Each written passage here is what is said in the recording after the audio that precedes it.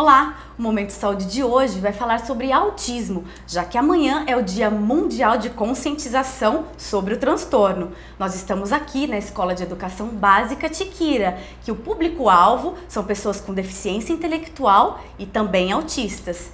Está aqui comigo a doutora Annelise Scottoni, que é neuropediatra, e a Juliana Tedeschi Roder, que é mãe do Thiago, que é autista e frequenta a escola. Tudo bem com vocês? Tudo bem. Muito obrigada pela presença. Bom dia. Muito obrigada por essa entrevista, por nos conceder essa entrevista hoje.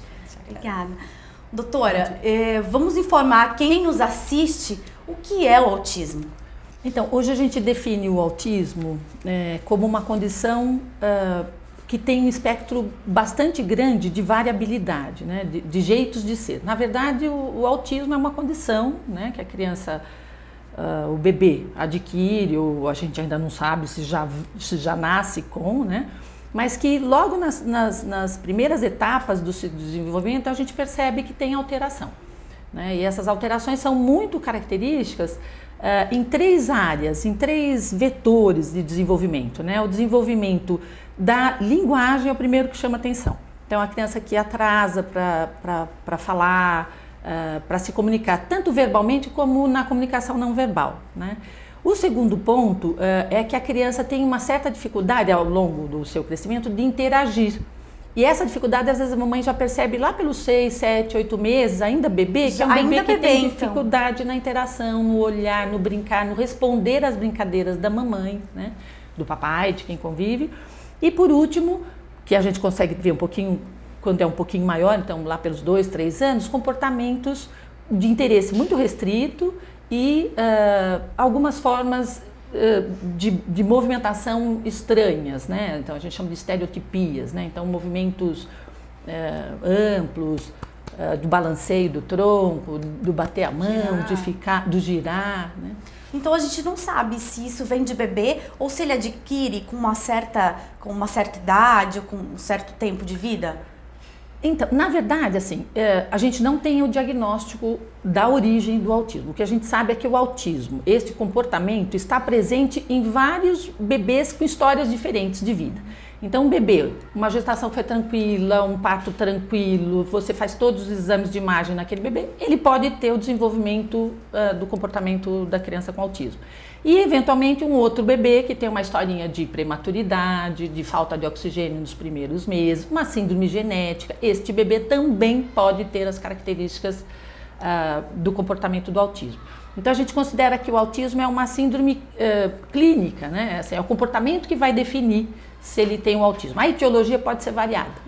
Hoje, então não se sabe uma causa específica, não existe uma causa específica para saber. Não está definida ainda. Porém, a maior parte das pessoas com autismo tem a forma idiopática, a forma que a gente não consegue identificar qual foi a causa. Ju, como que você descobriu, já que a doutora falou, como que você descobriu o Thiago, quais foram os sintomas que ele tiveram? Depois a gente vai falar um pouquinho sobre os sintomas, a doutora já deu uma passadinha aí falando, mas eu queria saber de você, como que você descobriu que o Thiago era autista? Então, no caso do Thiago foi um pouquinho diferente dessa questão de já se notarem sintomas na primeira infância, na fase bebê e tudo mais. No caso do Thiago, realmente assim, ficou evidente quando ele entrou na escola, que foi aos 2 anos e 8 meses. Porque até então, o que a gente achava é que ele era tímido em algumas situações e agitado só. E tinha muito da questão também de alguns comportamentos dos homens da família do meu marido serem parecidos. Então todo mundo falava, ai, imagina, esse menino é Oder, não tem nada de errado com ele. Então, assim, até para buscar a intervenção, a ajuda dos psiquiatras, dos neuros, foi quando realmente começou na escola, que aí, uma escola infantil, que a diretora, a dona da escola me chamou e falou, olha, ele apresenta o desenvolvimento diferenciado em relação às crianças da idade. Ele busca sempre estar brincando com os adultos, ele se incomoda com barulhos, ele em alguns momentos de história ele roda e tal. E aí a gente foi em busca de respostas. Acho que foi 1 ano consultando com 3 especialistas de cada área para fechar o autismo infantil comportamental. fez todo aquele mapeamento genético, aqueles exames todos, não saiu X frágil, não saiu nada. No caso dele, só comportamental mesmo. E aí a gente foi em busca de todo o tratamento de apoio, né? As terapias e tudo. Doutora, além do tratamento, dos sintomas, se a gente pode chamar assim, não sei se a gente pode chamar de sintomas, físicos, existem exames que pode fazer para detecção? Então, hoje, como a gente não tem um diagnóstico etiológico, não existe um marcador, a gente não consegue fazer nenhum exame que vai definir. Então, o diagnóstico é feito através da observação, da anamnese, da conversa com os pais, ou de quem cuida desta criança, relatando. Os educadores são grandes... foi assim que me esclareceu. Aliados, grandes parceiros, porque é isso mesmo. A hora que a gente coloca, às vezes são detalhes simples, puxa alguém da família, a criança tem só uma irmãzinha que é bebezinho ainda. Então, às vezes mamães de primeira viagem, né? Então, mas a hora que a gente coloca na escola, e aí então o educador identifica de 20 crianças que aquela criança tem um comportamento diferente das outras crianças, né? Então aí nós vamos buscar qual é a origem disso. Mas aí porque tem graus também, o autismo tem graus. Exatamente. Se fala, como a doutora falou, em espectro. Isso. Como que funciona isso? Só pra gente entender um pouquinho melhor e poder situar. Assim como é na vida humana, né? No ser humano, a gente tem habilidades super variadas, né?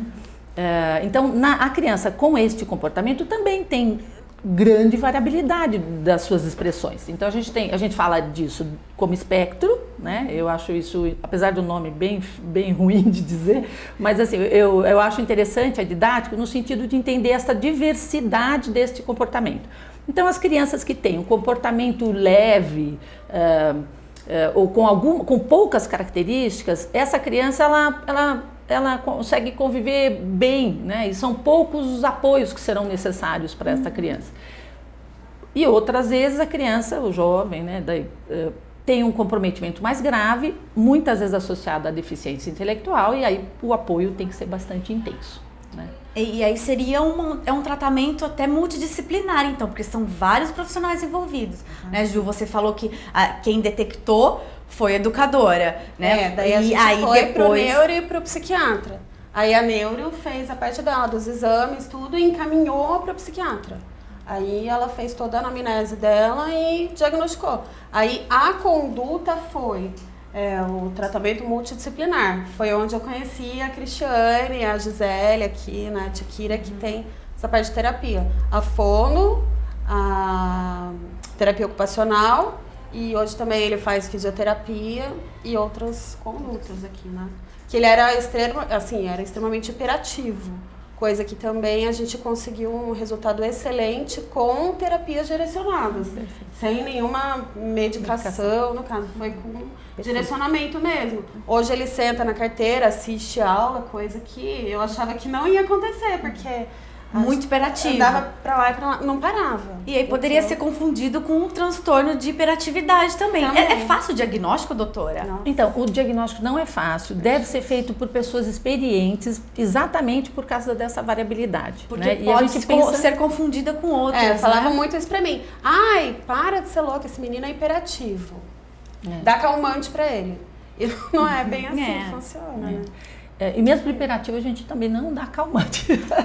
A gente vem buscando sempre o foco da terapia, né? Que é o que a gente fala, que a terapia é suficiente para conseguir corrigir comportamentos inadequados. Né? E pode ser genético? Pode ser um transtorno que seja genético, que a mãe ou algum primo, parente, irmão não, mas tio, alguém pode ter tido na família? Pode ser genético? Sim.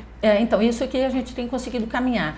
Cada vez mais o componente genético tem sido considerado importante, né? Então, sim, famílias que em primeiro grau têm pessoas com autismo, elas têm uma chance maior de ter uma criança com autismo. Né? A gente descobriu até um Angelman na família recentemente, que na verdade, assim, o Angelman ele tem sintomas autísticos, mas é uma outra síndrome. Uma outra síndrome, mas o comportamento muitas vezes vai para um comportamento do espectro do autismo. Descobriu agora, o menino tem a minha idade, acho que 36 ou 37 anos lá no Chile, um dos primos do meu marido descobriu agora.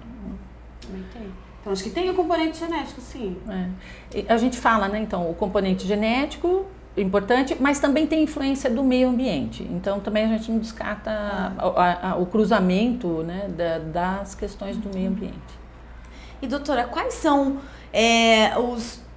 como que a gente percebe que a criança é autista? Quais são os principais pontos que a gente pode observar para perceber o autismo? A gente chama de sinais de alerta, né? Então, as mamães, os educadores, os educadores da educação infantil na creche, né?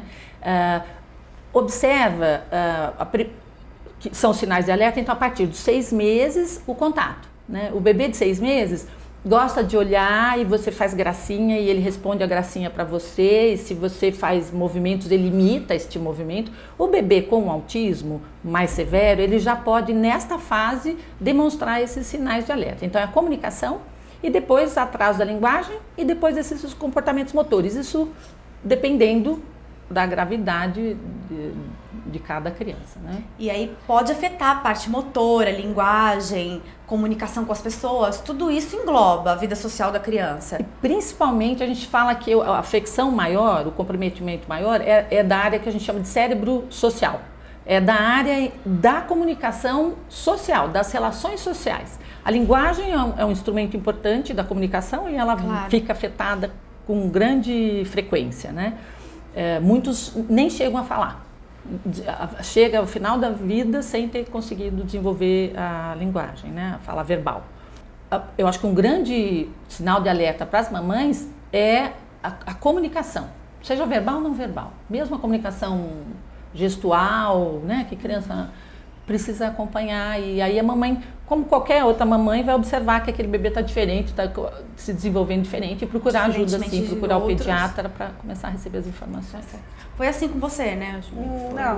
Não, na verdade, na verdade foi demonstrou sinais quando entrou na escola. Porque assim, ele andou aos 8 meses, que é uma coisa bastante significativa, precoce. Ele falou. Eu tenho vídeos dele falando também, um ano e pouquinho. E de repente ele parou de falar. Foi de repente, então... De repente parou de falar, a gente atribuiu porque entrou na escola, porque ficou tímido e tal. Pode ter acontecido algum problema e tal, a gente nesse sentido na escola. Não identificava que poderia ser um comprometimento maior. Tem algumas literaturas que falam o tal do autismo regressivo, mas eu acho que isso não... Não, então um terço... Sim, Ju, um terço das crianças, as mães referem esta involução. Os pais referem. Então, que adquiriu algumas palavras e aí 1 ano e meio, 18 meses, 24 meses, regride o que ele tinha ganhado, ele perde do ponto de vista da aquisição de linguagem. É assim, um terço então, tenho medo de falar nisso porque eu não sei da parte médica como é que é. E aí ele teve essa retração e teve um problema de ouvido junto também, que acabou colaborando. Então, quando as crianças têm que estar ouvindo para repetir, ele estava com o tímpano obstruído, fez uma cirurgia e tal. E agora ele está num período de ganhos, que a gente faz a fonoterapia há bastante tempo e tal. Ele tem uma resposta comunicativa diferente, mas ele teve um momento de retração, que foi bem significativo também. O Momento Saúde vai para um breve intervalo e já voltamos falando mais sobre autismo no segundo bloco.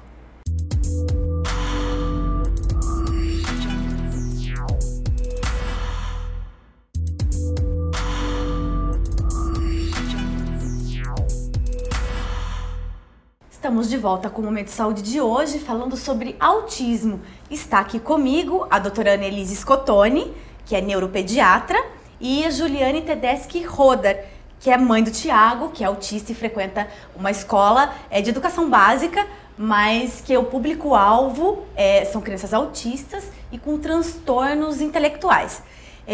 Juliana, a gente terminou o último bloco você falando de como foi descobrir, né, o Thiago como autista. E aí depois ele veio frequentar a Tiquira, que é aqui onde nós estamos hoje gravando o programa, né, falando no programa. Eu gostaria que você falasse um pouquinho do que foi feito aqui, dos outros profissionais envolvidos, e a doutora reforçasse também com a gente, porque são muitos envolvidos na equipe multidisciplinar. Eu gostaria que você falasse um pouquinho sobre isso. Sim, claro. Então, no momento do diagnóstico, que foi quase com 3 anos, ele ainda frequentava uma escola particular de educação infantil e foi indicado pela psiquiatra que ele iniciasse os tratamentos multidisciplinares, né? Aí, nesse momento, ele já começou a fazer a fonoterapia, começou a fazer a terapia ocupacional, fazia ecoterapia também, e todos esses atendimentos integrados para estar fazendo o desenvolvimento em conjunto. E esses profissionais todos, a fono, a terapeuta, junto com a escola infantil, para mediar como eles deveriam atender melhor as necessidades dele. Então, assim, uma coisa que é super importante é esse intercâmbio entre escola e as terapeutas de apoio, que pra gente assim foi fundamental. Ele saiu da escola já com uma noção boa de socialização, de alfabetização, de várias coisas que daí quando ele começou na Tiquira, ele só foi avançando dia a dia. Hoje é uma criança que o tempo todo avança na parte cognitiva, no comportamento, na resposta, em tudo. E, assim, não tem nem como não destacar isso. É fundamental a terapia de apoio nesse caso. A escola, por si só, a escola regular, particular, não daria conta se não tivesse orientação dos profissionais. E ele também não teria se desenvolvido se não tivesse esse foco. Então, eu acho que é fundamental esse intercâmbio entre as duas partes. Né?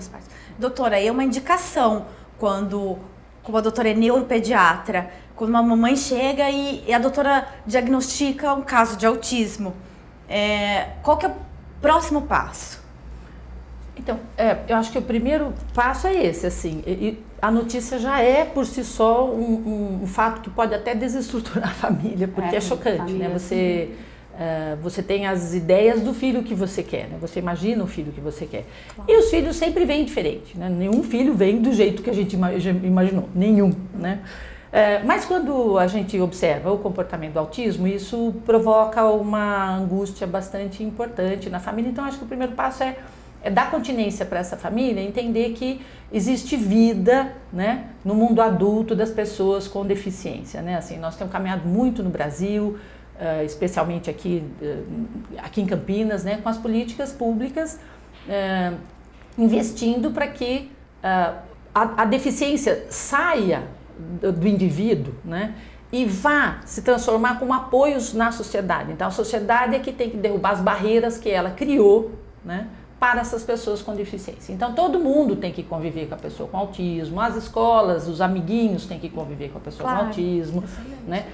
As famílias têm que sair, não tem que se isolar, né? Então esse é um dos motivos que a gente tem o dia 2 de abril, né? Que é para exatamente conscientizar a sociedade de que as pessoas são diferentes e a gente tem que saber conviver com todos, né? A tolerância, a cultura de paz, né? Hoje a gente fala muito disso por outros aspectos, né? Então, as pessoas com deficiência é a mesma coisa, né? Com relação à equipe multidisciplinar, então eu acho que reforçar isso, que o diagnóstico é feito por pessoas experientes e ouvindo muito a família, né? Assim, a anamnese é com a família, não é a medicina que faz o diagnóstico, quem faz o diagnóstico é a família, é fundamental. Né? Fala, olha, esse meu bebê não está bem. Às vezes ela reclama para o pediatra fala, não, ele é hiperativo. Então, assim, dá importância para essa informação e acompanhar, claro. Às vezes é uma preocupação excessiva, às vezes não é, né? E o diagnóstico, muitas vezes, no autismo, como é uma alteração de comportamento, é necessário tempo. Então, às vezes a gente não consegue fazer naquele momento, mas avançando mais e com o apoio dos educadores, a gente consegue fechar essa avaliação. O diagnóstico. Né? O tratamento, eu considero sempre que ele é indicado nas pessoas sempre, né? Quando a gente quando este comportamento nosso traz impactos negativos na nossa qualidade de vida, né? Então, se é um autismo leve, que tem só uma questão de comunicação, ele não precisa de uma equipe multidisciplinar. Às vezes o apoio e o conhecimento da família, o apoio da fonoterapia é o suficiente. É o suficiente. É aquilo que eu digo, assim, os apoios é que serão diferentes conforme a gravidade. E né? como a gente já disse também, as crianças são diferentes, os graus são diferentes, como nós dissemos Exatamente, anteriormente. é. E os filhos são diferentes. Eu vejo muito isso, assim, a gente trabalha com escola de pais, né, assim, com a criança com autismo. Então, às vezes, as famílias só falam pra gente do autismo. Autismo. Eu falei, mas não é o João que é assim? Exatamente. Seu marido não era assim? Ele não puxou alguma coisa do seu marido? Ele não é... Disse tudo, agora é uma coisa que sempre eu tô falando. Escuta, a minha filha que não é autista faz isso. Por que você tá falando que ela desarrumar a gaveta porque ela é autista? Isso. Entendeu? Não é? Então, assim, tem uma certa confusão. Exatamente. Então, a gente tenta trazer a criança de volta, né? Porque depois do diagnóstico do autismo, só fica o autista. O autista, ele fica saindo, né? Então sai essa condição, porque o Joãozinho tá lá, o Thiaguinho tá lá, e ele é filho do casal, ele é neto daquela família, Claro. né? Volta pra criança de novo. Voltar pra criança, realmente. E some com esse diagnóstico, porque é uma questão comportamental, ele não tá doente. É o jeito dele ser. Isso também é importante. Ele não está doente. Todo mundo fala, ai, coitada, né? Tem um filho doente. Isso. Não, eu não tenho um filho doente, eu tenho um filho com uma síndrome comportamental que é completamente tratável, é uma criança que vai evoluir, não é? Avançar. Ela pode evoluir importante. dentro de todo o contexto, né, que ela vive, ela pode evoluir. Né? Então, o autismo, ele não é uma condição progressiva do ponto de vista da citoarquitetura neurológica, ele não piora. Agora, o comportamento a gente vai adquirindo, ou adquirindo comportamentos inadequados, porque a gente também adquire o comportamento inadequado. Sim. Então, precisa, a abordagem muito importante, é o que a gente fala na área e isso é fundamental, Julianas, né? O apoio multidisciplinar com projeto terapêutico individualizado. Não dá, e a mesma coisa eu digo na escola, projeto educacional individualizado. E eu digo isso que é para todas as pessoas. Personalizar para aquela criança, né? Eu precisava de um projeto educacional individualizado e terapêutico individualizado em algum momento da vida, né? Somos pessoas únicas, então tem que caracterizar. Exatamente. Cada vez mais a gente tem que desenvolver essa cultura na educação, porque hoje não tem. Com certeza. Não tem. Às vezes uma criança aprende melhor vendo, outra criança aprende melhor ouvindo. Tem criança que vai precisar, sei lá, de um outro tipo de reforço. E as escolas não veem isso, né? Não vê assim, né? A maioria não vê assim. A maioria, não estou dizendo que são todas, né? Que não tem essa movimentação, mas você vê que assim, o que é colocado é todo mundo naquela caixa, todo mundo naquele padrão. E às vezes esse padrão não atende. E aí? Às vezes tem que ter o empenho da família, dos profissionais todos. E muitas vezes isso não ocorre. Tem famílias que optam por aquela condição de luto permanente e acham que, sei lá, a escola que dê jeito, ou então que dê uma medicação. E não é bem assim. Não é bem assim. Tem que ter uma movimentação conjunta. Existe um preconceito, Ju? Você já sentiu isso em escola, nos lugares, algum lugar que você frequentou? Já. Muita falta de informação.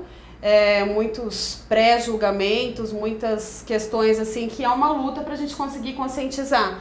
Tipo, tá na fila do supermercado. Olha, meu filho é autista. Ah, você tá mentindo. Esse menino não tem cara de autista. Autismo não tem cara.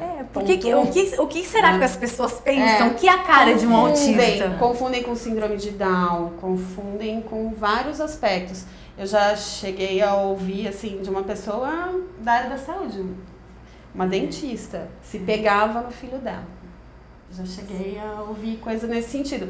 Então, realmente, assim, ao invés de ficar revoltada, eu vejo que cada vez mais a gente tem que disseminar informação, porque tem muita coisa que não corre bem aí. A mídia, às vezes, informa muito bem, às vezes informa muito mal, como a questão daquela novela que teve. Muitos pontos foram legais. Outros pontos criaram expectativas totalmente falsas em algumas famílias. Mas peraí, como que a fulana não vai casar se a Linda casou? Então, assim, nenhum autista é igual ao outro, nenhuma família é igual a outra, e a sociedade também tem que aprender a separar as coisas, né? Muitas vezes, assim, se ele tem algum comportamento de ansiedade, ele, sei lá, ele não quer esperar a moça passar um chocolate para ele comer. Tem gente que olha e fala, nossa, que criança mal educada. Não é que é uma criança mal educada, é uma criança autista que está ansiosa. Então tem muito, acontece. E doutora, é difícil a aceitação pelos pais? A doutora já pegou algum caso, assim, de pais que chegaram e aí depois de diagnosticado, foi difícil a aceitação para eles? Então, aceitar, acho que não. Todos os pais, principalmente as mães, né? Assim, tem uma generosidade da própria maternidade, né? Que traz, sem problema. O que eu acho que a Juliana apontou bem é assim, a gente sofre pela perda do filho que a gente imaginou. Quando vem o diagnóstico, olha, seu filho tem autismo, seu filho tem uma deficiência intelectual, né? Na sua cabeça vem todo esse conjunto dos estigmas que a gente também tem, né? Que a gente cria. Exato, que a sociedade toda criou, né? Então, a pessoa com autismo é uma pessoa que não vai poder casar, a pessoa com síndrome de Down não vai poder trabalhar, vai ficar sempre sob os custos daquela família, né? Então isso tudo impacta de uma maneira muito angustiante o casal, a família, né? Então é importante elaborar o luto mesmo, né? Que a gente fala, porque a gente perdeu o ideal daquele filho e é um luto. Aquela projeção que a gente fez foi por água abaixo. Exatamente. Então aquela criança, e não é uma projeção simples, ela vem de lá antes de você engravidar, a gente já estava pensando nos filhos da gente, né? Então isso é uma ruptura muito importante, muito dolorosa, né? E às vezes, se não há uma estrutura legal, um companheiro legal, uma mãe, um apoio, né? A gente não sai deste lugar, né? A gente fala que o luto nos paralisa daí, né? E é importante, então, conseguir trabalhar para sair da fase do luto bem. Então, não é fingir que não há sofrimento, mas então trabalhar, elaborar, sentir e superar esta fase para ir à luta, né? Que a Juliana colocou bem como a Juliana também, falou, e a luta, tem muitas famílias que precisam de um reforço psicológico, de um outro tipo de apoio para aprender a lidar, que é uma coisa que é muito esquecida também. Às vezes o cuidador, né? Ele precisa de mais cuidados do que o próprio autista em si. Por essa questão, que é uma coisa que as pessoas esquecem também, né? Cada um lida de um jeito com o diagnóstico, com a situação. Diferente. E acho que a gente tem que ter previsão para tudo, né? Que pode acontecer. E doutora, antes da gente encerrar o bloco, eu queria que você falasse um pouquinho sobre o tratamento medicamentoso. Como que é o tratamento da criança? Aí eu sei que vai depender do grau de autismo. Queria que a doutora falasse um pouquinho sobre isso e o que a gente tem disponível na rede pública de saúde. Então, como o autismo não é uma doença, a gente não tem tratamento medicamentoso, né? Então, assim, não existe nenhum caso. Não, então, porém, como é uma pessoa, né? Então ele pode ser um pouco mais hiperativo, ele pode ter um momento de ansiedade mais importante, como todos nós. Como todos nós. Né? Pode ter mais dificuldades de atenção, né? Isso tudo a gente faz sempre, a abordagem inicial e primordial é com a equipe terapêutica, é com a mudança do modelo de educação, né? Assim, do processo formativo. E aí sim, a gente precisa conversar muito e descobrir muita coisa com os pais e os pais com os terapeutas, né? Sobre aquele indivíduo, sobre aquela criança. Então, a primeira abordagem é sempre essa e resolve a maior parte das dificuldades. Só que ela é lenta, né? Assim, são processos terapêuticos de longo prazo. Em alguns momentos você tem que lançar mão de algumas medicações, porque aquela fase, aquela hiperatividade, aquela desatenção, aquela ansiedade ou distúrbio de sono, essas crianças com frequência têm dificuldade para dormir, né? Então isso pode agravar, né? Se você, Juliana, não dorme, você não vai ficar bem. A criança, Tiago, se não dormir, também não vai ficar bem, né? Então aí a gente faz as abordagens medicamentosas como para qualquer outro indivíduo. Então só a única coisa é o cuidado de identificar se há necessidade ou não, e isso a gente faz a discussão junto com a família para fazer a opção da medicação ou não. E disponível no Sistema Único de Saúde, o que a gente tem, já que a doutora tem, né, bem engajada aí, trabalha no sistema, eu gostaria que a doutora falasse sobre isso. Isso. O ano passado, na Secretaria de Saúde, nós fizemos a primeira plenária para discutir as políticas públicas do município, né? Então, nós tivemos a parceria das 3 secretarias, da assistência social, da educação, da saúde e da pessoa com deficiência também. Nos unimos junto com os pais e mães e elaboramos uma cartilha que está no site da prefeitura. É um manual, né, que tem lá as informações de saúde, educação, assistência, seguridade, né, assim, para os indivíduos com autismo, né, crianças e indivíduos. Então, a porta de entrada no sistema público, se a mamãe tem alguma suspeita, o próprio educador às vezes tem a suspeita, conversa com a família e recomenda que converse com o pediatra, a mamãe tem que buscar a porta de entrada do sistema de saúde, é a unidade básica de saúde, né? Então, procurar lá o pediatra, né? E a partir das observações do pediatra, se houver necessidade de outros pontos de atendimento, Campinas tem, né? Então, nós temos os equipamentos de especialidade, neurologista, psiquiatra, neuroinfantil, né?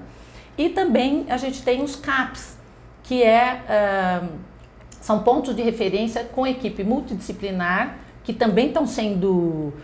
estão se aprimorando, né, no atendimento e no tratamento das pessoas, das crianças e jovens com autismo, né?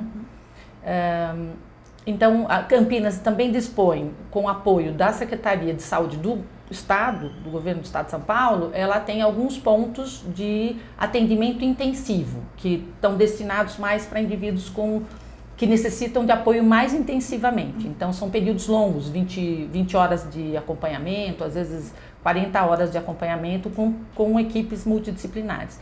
Então, aqui em Campinas é a DACAMP e acho que em breve vamos ter outros pontos aí de atendimento, financiados todos pelo SUS do Governo do Estado de São Paulo, né? Tá joia, doutora. Eu vou me despedir de você agora nesse bloco, porque no terceiro bloco vem a Cristiane Pires, né, que é diretora aqui da escola, e eu gostaria que a doutora se despedisse das mamães aí que vão assistir o programa e falasse para que elas não se preocupem, que tem bastante vida aí para esses filhos com autismo ou com qualquer outro tipo de transtorno. Isso. Então, na plenária, a primeira foi financiada pelo Ministério da Saúde, e assim, o primeiro link, o primeiro mote nosso era assim: autismo, a vida adulta é possível, né? O mundo adulto é possível. Então, assim, confiar, talvez não seja naquele modelo que a gente imaginou para o nosso filho, mas nunca será, né? Qualquer outro filho não será. Não será, você quer que verdade. Ele faça engenharia, ele vai fazer teologia, né? Você quer que ele faça medicina, ele vai fazer bateria, vai estudar música. Então, assim...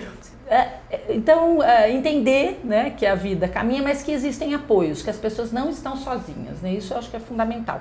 Campinas oferece uma rede importante de apoio, tanto na área da saúde, quanto na área da assistência, quanto na área da educação, né? Só que a gente precisa sempre dar a contribuição da sociedade civil, né? Acho que não caminha nada se outras mamães como a Juliana não tivessem feito tanto, se dedicado tanto, né? A própria lei Berenice Piana, né, que consagra, que identifica o autismo como uma deficiência e então coloca esta pessoa partilhando dos direitos, todos os direitos das pessoas com deficiência, a gente não tinha conseguido avançar tanto, né? Então, se não são essas mamães maravilhosas e todo mundo junto, né? É verdade. A gente não avança. Então, não estamos sozinhos, ninguém, né? Esse é o recado. Busquem apoio. Então tá bom. O Momento Saúde vai para um breve intervalo e já voltamos para o último bloco.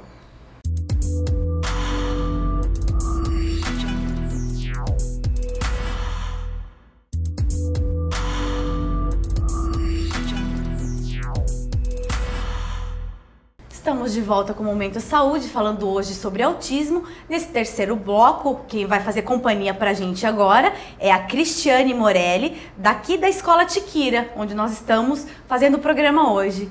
Tudo bem, Cristiane? Bom dia, Juliana. Tudo bem? Jóia. Cristiane, eu gostaria que você falasse um pouquinho da escola, das atividades da escola, em relação aos autistas, e eu sei que também tem outras crianças que frequentam, com outros transtornos. Eu gostaria que você falasse um pouco sobre isso. Vamos lá. Juliana, a escola é uma escola regular, de educação básica comum. Ela vai de anos iniciais até 5º ano, então tem o fundamental. E ela tem esse público-alvo no transtorno do espectro do autismo ou também na deficiência intelectual, mas é uma escola inclusiva. Então, ela tem uma base curricular normal, igual qualquer escola. Qualquer escola. Mas aonde entra a especificidade? Como a doutora Annelise falou, é um currículo especial para cada aluno. Então, cada aluno é avaliado nesse momento de chegada aqui dentro da Tiquira e aí é montado um plano individual na parte pedagógica para ele e, obviamente, como se trata de uma escola com algumas especificidades, é montado também um olhar do terapeuta ocupacional, do fonoaudióloga, fisioterapeuta, nós temos a psiquiatra e a psicóloga, que monta também um olhar junto com esse pedagogo para que seja trabalhado esse aluno. Então, a escola, ela trabalha como qualquer escola comum, dentro de um currículo normal, uma grade curricular normal, diretoria de educação junto conosco, e ela tem uma outra situação. Justamente com essas leis que nos outros blocos foram faladas, a Secretaria de Educação do Estado custeia esse autista dentro da escola. Então, embora seja uma escola particular, esse autista ele tem o custeio aqui dentro da parte educacional. Então, ele fica um contraturno aqui, outro contraturno ele vai para uma instituição de saúde, então ele fica com tudo isso podendo ser trabalhado. E ele tem a vantagem também de que a própria Secretaria de Educação do Estado custeia o transporte. Então, isso para o autista foi um grande ganho aqui dentro.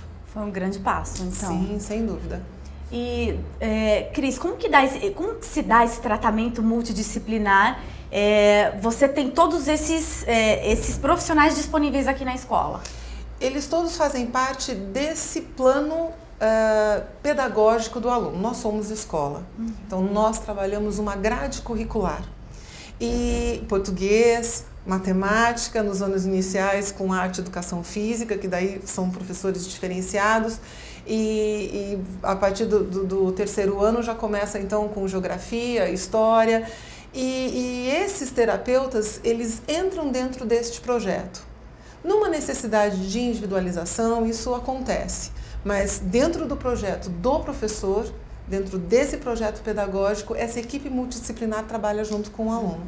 Uma vez por semana está o terapeuta junto com o pedagogo, trabalhando com a sala de aula. É uma sala de aula pequena, é uma sala de aula formada só com 8 alunos.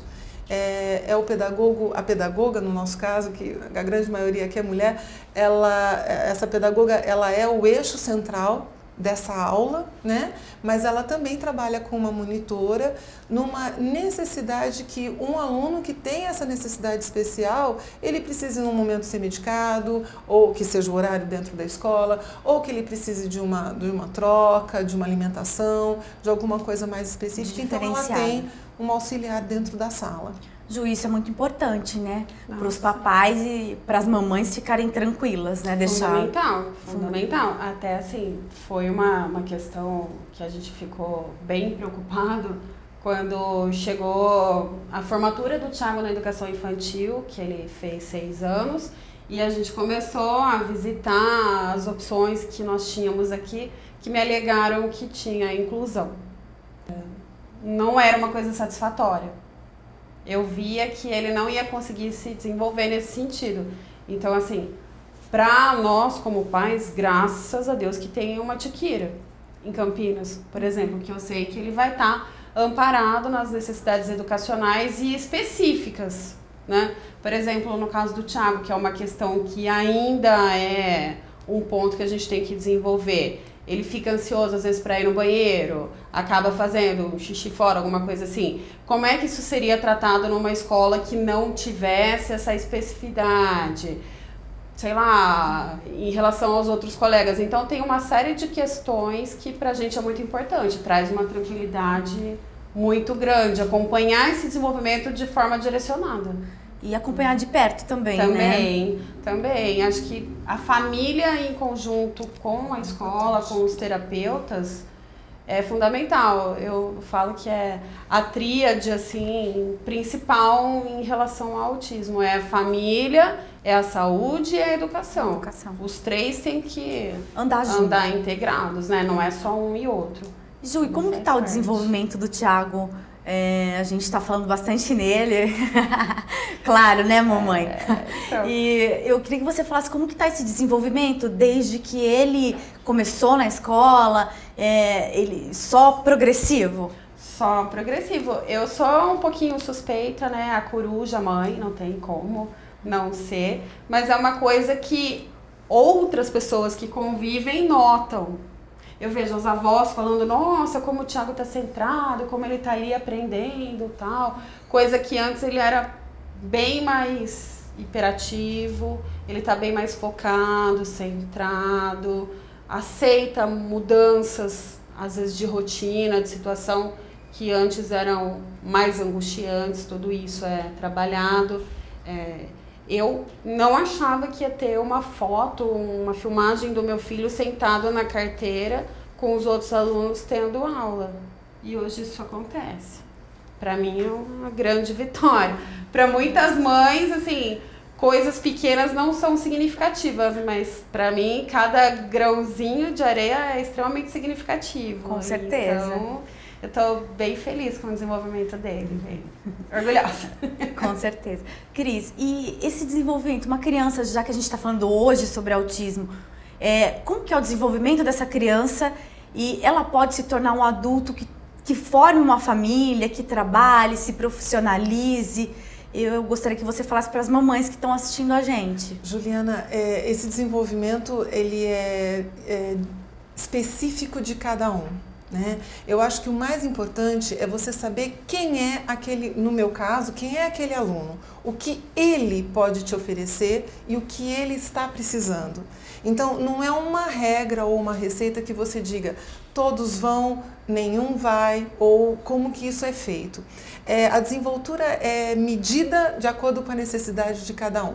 Eles vão para a empregabilidade, sim, dentro de cada habilidade e capacidade daquele indivíduo. Ele tem condição de ir para o trabalho, ele tem condição de manter uma vida socialmente bastante estável. Então, eu acho que muito importante é você conhecer cada aluno, ou cada indivíduo, ou cada ser, de uma forma única.